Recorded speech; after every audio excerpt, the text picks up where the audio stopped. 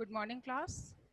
Class 8th, chapter number 8th, clauses. Yes, class 8th, chapter number 8th, English 2. The chapter name is clauses. In previous class, we learn about tenses, sentence, है ना? Pronoun, adverb, adjective.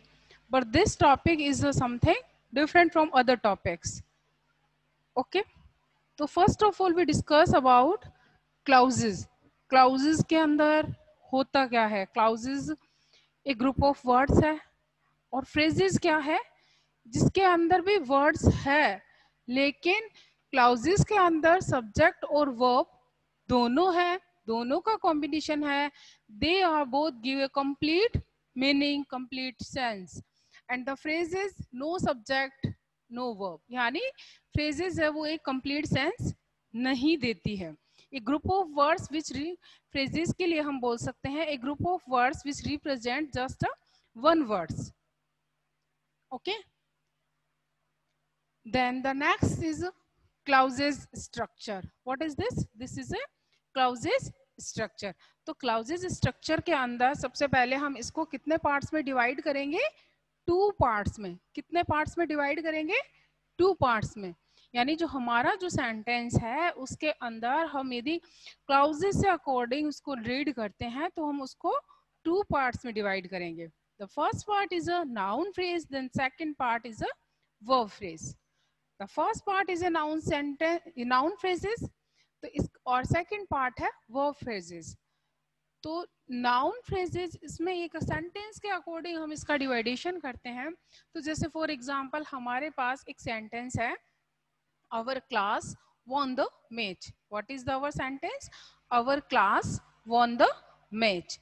तो जो noun है, जो subject है, वो कौन है? Our class. तो ये जो आवर क्लास वर्ड है ये क्या है? Noun phrase. जो our class, these are the both words is a noun phrases. The won the match is a verb phrase. Won the match is a verb phrase. Clear? Then we read a second example. The man in blue were fielding. अब इसके अंदर हम ये देखेंगे कि noun कौन सा है. तो जो हमने नाउन की डेफिनेशन देखी थी उसमें क्या था? Name of person, place.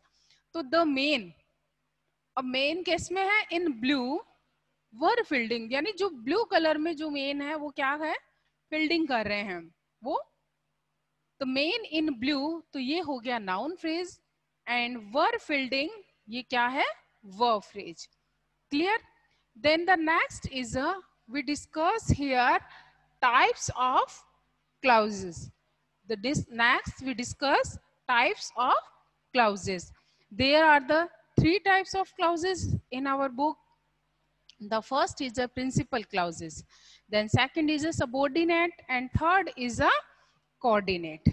Yes, first is a principal, then the second is a subordinate, and third is a coordinate. अब प्रिंसिपल क्लाउजेस जो है उसको भी हम क्या बोलते हैं? Main clauses. Main clauses and independent. देन जैसे इसके अंदर क्या है कि फाइनाइट वर्ब और सब्जेक्ट दोनों चीज होती है. फाइनाइट वर्ब और सब्जेक्ट, और ये हमें कंप्लीट सेंस कन्वे करती है ना. ये एक तरह से सेल्फ होती है, यानी इससे हमें जो मीनिंग है वो क्लियर हो जाता है. देन द नेक्स्ट है सबॉर्डिनेट. सबॉर्डिनेट में क्या होता है कि ये क्या है? डिपेंडेंट होती है. इससे ये एक तरह से हम कह सकते हैं एक सेंटेंस का कुछ पार्ट है जो सबॉर्डिनेट क्लाउजेस है, उससे हमें कन्वे नहीं होता है कंप्लीट मीनिंग क्या है, जो इसका मैसेज है, जो सेंटेंस का मीनिंग आ रहा है वो हमें कंप्लीटली पता नहीं चलता है. जैसे for example, I like ghazals which are sing by Jagjit Singh. जैसे अब मैंने इतना बोला आई लाइक गजल्स, तो ये एक क्या है? कंप्लीट. लेकिन which are sung by Jagjit Singh, तो ये क्या हो गया? हमारा सबॉर्डिनेट. कैसे?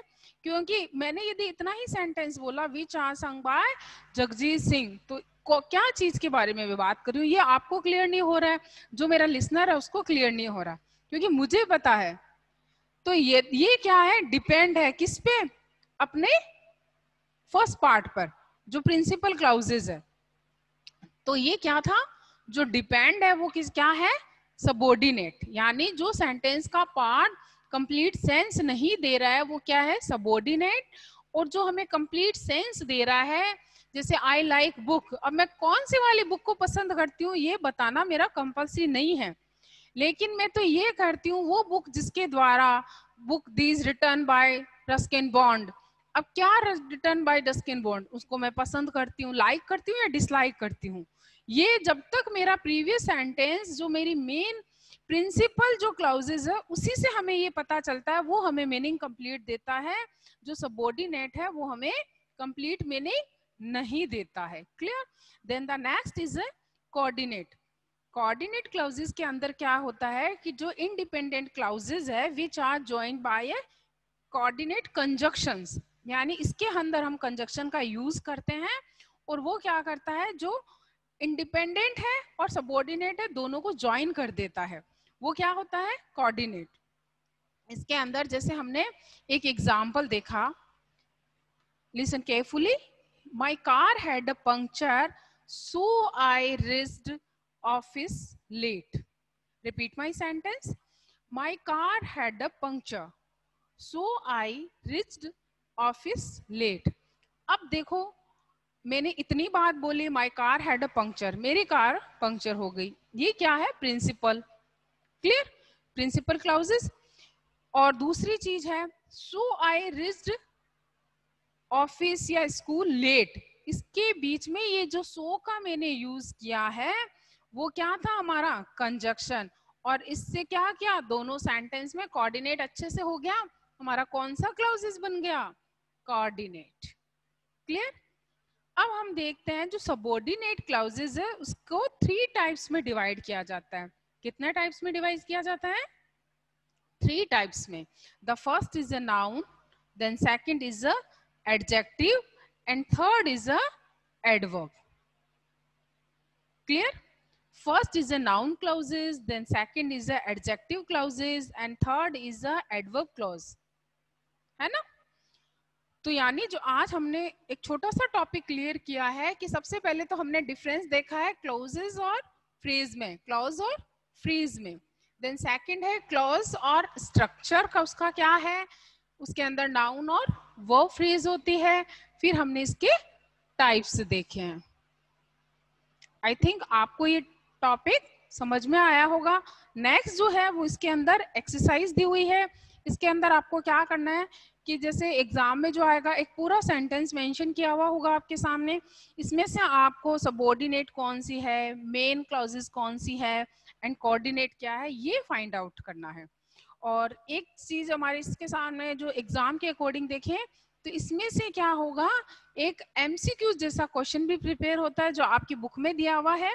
उसमें आपको क्या करना है, 1 2 3 यानी मोर देन 2 आपके सामने ऑप्शंस होंगे, उसमें से आपको प्रॉपर जो एप्रोप्रिएट आंसर है वो आपको टिक करना है, फिल करना है। थैंक यू, आई होप आपको ये समझ में आया होगा।